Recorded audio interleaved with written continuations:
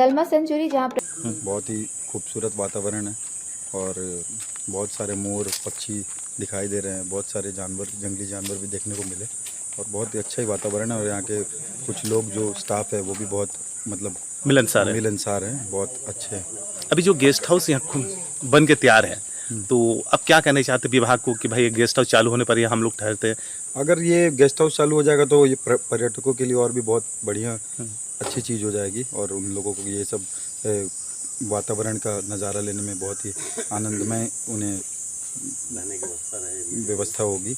तो वन विभाग से यही अनुरोध है कि और थोड़ा इस जगह को और खूबसूरत बनाया जाए और थोड़ा इस जगह पे ध्यान देके इस पे थोड़ा और कार्य पूर्ण बनाया जाए।